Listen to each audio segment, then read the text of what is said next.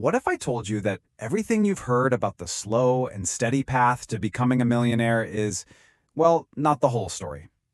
What if that safe route is actually the riskiest one you can take if you want financial freedom sooner rather than later? We're about to dive into a blueprint that can seriously shrink that timeline, turning decades into just a few years. Okay, so what's the one method that pretty much everyone recommends? You know the one. It's the path to $1 million you've heard 100 times. It doesn't require some crazy genius idea or winning the lottery. Let's just lay it out nice and simple. And there it is, the classic, absolutely bulletproof plan. You invest a pretty reasonable amount, let's say $470 a month, into something like an S&P 500 index fund. And on paper, the math works out perfectly. It's simple, it's passive. But there is one massive catch. And it is a big one. It's going to take you 35 years to get there. I mean, think about that for a second. That's an entire career. So for anyone who wants to achieve financial freedom before they're ready to retire, this easy path is actually kind of a dead end. So how do we blow up that 35-year timeline? Well, we're going to follow a 5-part game plan.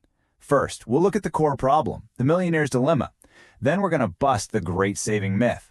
After that, we'll uncover the real wealth equation, shift our thinking from worker to owner, and finally, put it all together with something called the wealth flywheel.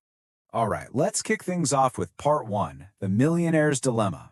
The thing is, we're all sort of caught between the safest path and the fastest one. And we really need to understand why that super safe path, while it is reliable, just isn't going to get you there anytime soon. Now look, to be fair, this slow and steady approach has some huge advantages. I mean, it is unbelievably passive once you set it up. It just runs in the background while you live your life. You don't need a degree in finance, and you're not taking these wild, huge risks. It's a fantastic system for sure, but it's only one piece of the puzzle. So if passive investing is only one piece, what's the other? Well, this is where most people get it wrong. They assume it's about being an extreme saver. And that brings us to the great saving myth and why trying to cut your expenses your way to $1 million is pretty much a losing game. Right? This is the first thing that pops in everyone's head. Okay, I get it. To get rich faster, I'll just save way more. I'll cancel Netflix, I'll stop eating out, I'll live on ramen. Sounds logical. But does the math on that actually check out? Let's just look at the raw numbers. Let's say you're earning an average salary and you do an amazing job. You manage to save a whopping 20% of your income after taxes. That adds up to just over $6,000 a year. That feels really responsible, right? But when your target is $1 million, it would take you 164 years. Yeah, 164 years. Let that sink in. I mean, even if you were some kind of super saver and managed to put away 40%, it would still take you 82 years. The whole strategy is just fundamentally broken. And this quote just perfectly nails why. There is a hard, physical limit to how much you can save.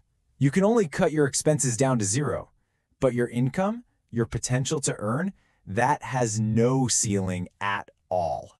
So if saving like a maniac isn't the answer, then what is? Well, it all comes down to truly understanding the real wealth equation. This is the simple formula that flips the entire game from playing defense by cutting costs to playing offense by scaling your income. Here it is. It could not be simpler. Wealth equals income minus expenses. But here's the thing. Where you put your focus makes all the difference in the world. You see, most people spend all their time and energy on the right side of that equation. They're obsessed with clipping coupons and cutting expenses. But people who get wealthy fast, they are laser focused on the left side. They know that the real leverage, the key to speed, is blowing up their income. Okay, so you're probably thinking, great, scale my income. But how in the world do I actually do that? This is where it gets interesting, because it requires a huge shift in how you think, moving from the mindset of a worker to the mindset of an owner. You're basically playing a completely different game. This really shows the core difference. See, a worker trades their time directly for money. An hour of work equals an hour of pay. But an owner? An owner builds assets that generate money even when they're not there. The question you ask yourself completely changes from how can I do this task to how can I build a system that runs itself. That's how you finally break the link between your time and your money. Which leads us to the million-dollar question. Literally, if you're not just trading hours for dollars anymore, then what are you building instead? What do these scalable assets and businesses actually look like in the real world? Here are 5 really powerful examples. You could build a service business, like a marketing agency, but instead of doing all the work yourself, you build a team to deliver the service. Or you could create digital products, like an online course that you can sell an infinite number of times while you're sleeping. The goal is always the same. Build something, systems, content, people, that can grow way beyond your own 2 hands. And now for the final step, where we put all of these pieces together. Once you've built one of these scalable income engines, you create what's called the wealth flywheel. This is where you connect your new high-powered income stream back to that slow and steady investment strategy to create a cycle that just gets faster and faster. Here's how it works. Step 1, you build that scalable business. Step 2, that business starts generating a really high income, way more than you could make from a salary. Step 3, you take those profits and you aggressively reinvest them, some back into the business to make it grow even faster, and the rest into those passive stock market investments. And that last part is what really truly supercharges your whole timeline. And that's it. That's the secret. You combine the income-generating power of being an owner with the compounding power of being an investor. You use one to pour fuel on the other.